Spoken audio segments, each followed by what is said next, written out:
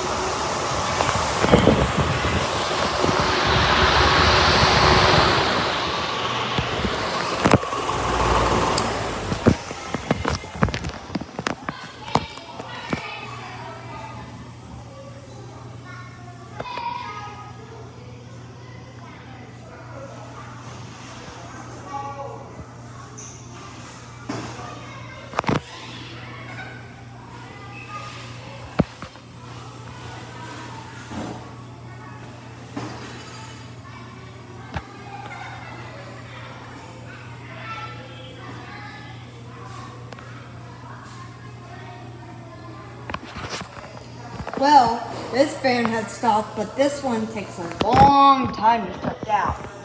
Now, overall, this fan is the winner because this is the most loudest one than this one. So, yeah. I think it's just because that this is a vintage fan, but this is a more newer fan. So, yeah. Anyway, that was a little test of sounds of the Dayton fan and the Patton fan. Hope you enjoyed.